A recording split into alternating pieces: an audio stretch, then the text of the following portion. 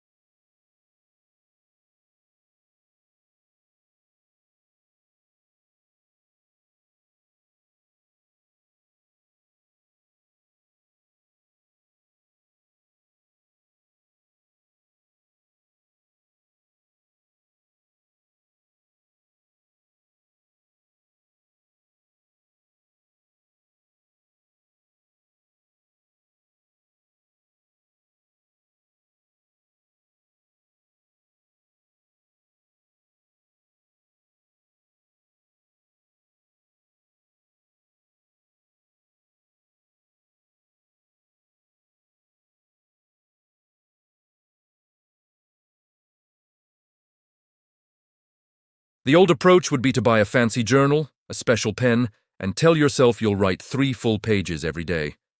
The first day, you're motivated. The second day, you're a bit rushed. By the third day, the pressure of filling 3 pages feels like a chore, and you skip it. Your habit is broken. Here's the new approach, the environment-first approach. First, remove friction. The night before, Place your journal and a pen right on your pillow or next to your coffee machine, wherever you can't miss it. Second, simplify the routine. Your goal isn't to write 3 pages. Your goal is to write 1 sentence, just 1. Today I'm grateful for... Or, the one thing I need to do today is...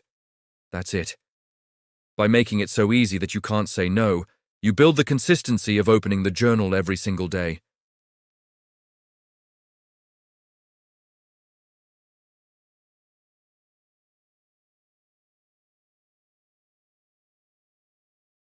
This brings us to the final piece of the puzzle, designing friction against your bad habits.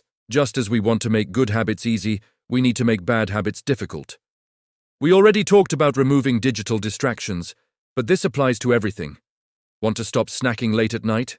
Stop buying the snacks in the first place. Create friction at the grocery store, not in your kitchen at 10 p.m. If you do have tempting food in the house, put it on a high shelf in an opaque container at the back of the pantry. Make it a hassle to get to. The extra few seconds of effort it takes to get that cookie might be just enough for your rational brain to step in and say, "Do I really need this? Want to watch less TV?" Unplug it after you're done watching. Take the batteries out of the remote and put them in a drawer. Again, this sounds minor, but that simple act of having to plug in the TV and find the batteries adds a layer of intentionality. It forces you to ask, "Do I really want to watch this? Or am I just doing it out of boredom?" Often you'll find the answer is the latter, and you'll choose to do something else. You are engineering your own choices. You're setting up your future self for success.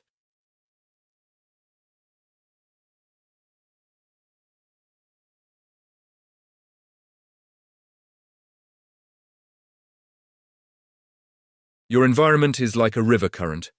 You can try to swim against it with all your might, and you might make some progress for a little while, but eventually you will get tired, and the current will win. The smarter way is to turn yourself around and let the current carry you where you want to go. So, take a look at your life right now. Where is the current taking you? What are the easy, default behaviors in your day? Are they leading you toward your goals or away from them?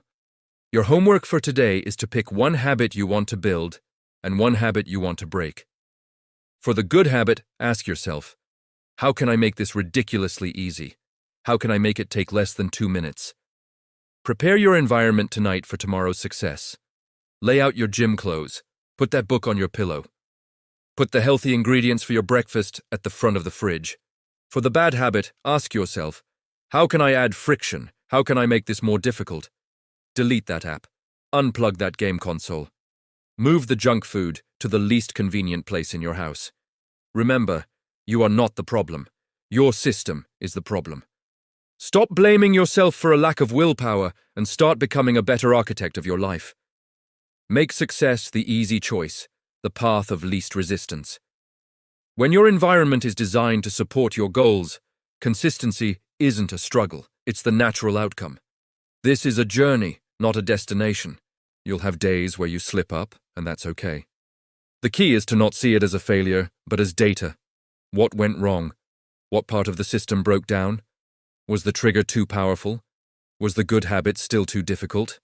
Learn from it, adjust your environment, and go again tomorrow. Every small adjustment you make is a vote for the person you want to become. Thank you for joining me for Day 8. If you're serious about building a life of purpose and achievement, don't leave your success to chance. Design it. Make sure you subscribe to Success Timeline so you don't miss tomorrow's daily boost.